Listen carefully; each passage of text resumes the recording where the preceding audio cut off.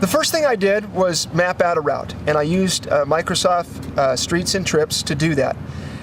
Tried to figure out, you know, the least amount of miles, the least amount of gas stops that I would have to do. The Iron Butt ride certification requires that I get a gas receipt in each state, each of the 48 states, to prove that I was there, and it should show the date and the time, the place. I thought I had a pretty good route figured out where I would hit the East Coast, which is what I was probably most worried about as far as traffic and, you know, never been out there before on a bike.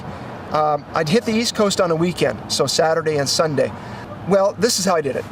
I went to my cousin's house in Richland, Washington, and I figured that would be my starting point. Or she looked friendly.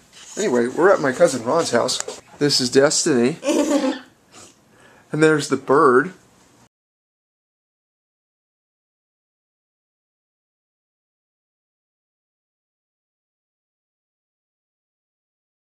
We're at the Exxon station in Kennewick, and the Fishers have been so nice. They washed my windshield, they washed my helmet, they changed my oil, they bought me new tires. Lying like a rug.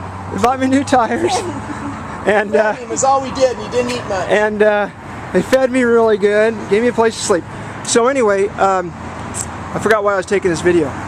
Just to let you know, this is the start. I got gas there at 5:30 Mountain Time, 4:30 Pacific, and that was my official start time. So I took off from there, and I rode through, obviously, Washington, Oregon, and then into Idaho, and I was able to spend the night at my own house in Nampa, on my way down to Utah and Nevada. Okay, I just got home from the ride from Fisher's house, so I've completed the first leg of the ride, about 270 miles, I think, altogether. But anyway, things went well, no problems so far.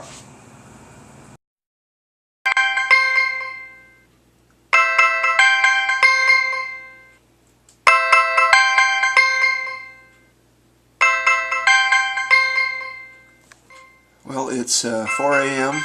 and I'm just getting up for the start of the really first big day. Hopefully I make it to Arizona somewhere. That's the plan. Holbrook, Chambers, maybe even Gallup, New Mexico if I'm really lucky.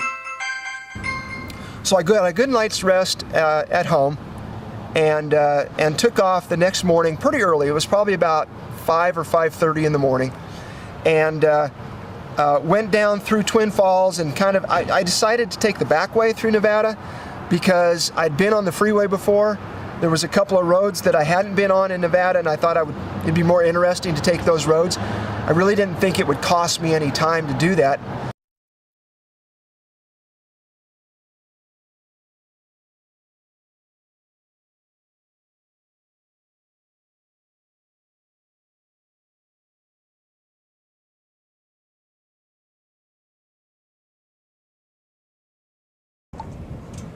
This is, there's the Great Salt Lake in the distance there.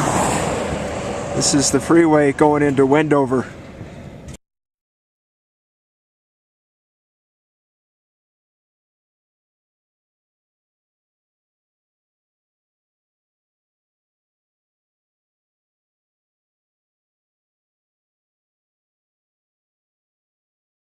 So I had to jog over to Utah, but then when I got to Ely, it started raining, and it was pretty weird. You know, you think of Nevada and Arizona, New Mexico as being dry. I think everybody has the wrong impression of those states. They're actually very wet.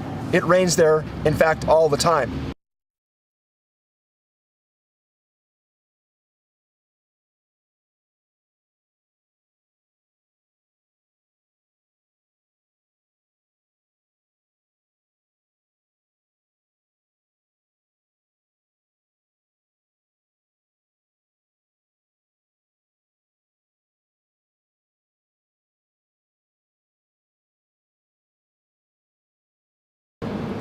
On my way down to Needles, California, which was going to be my California gas receipt on Highway 895. Sat there for a long time in California, but not close enough to a gas station to get a gas receipt. and they finally figured out that the road was closed. So the road was closed because it was flooded and there was a semi stuck.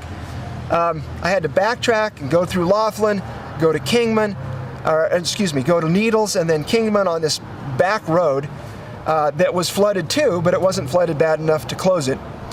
Anyway, bottom line was I got a really bad start. This first full day really set me behind because of the detour, because of the rain. It set me behind about 6 or 7 hours, and I was hoping that I could make it up. Okay, so that roadblock was a washed out road, and the highway's washed out, and there's still 3 feet of water on it, and there's a truck that's stuck in it. So I'm going to turn around. I'm coming back into Nevada, going to Laughlin and trying to get to Needles from Laughlin. A couple of people said that would be the right thing to do if they could turn around, that they would do it too, but they're stuck with motorhomes and trucks and such, and they can't turn around.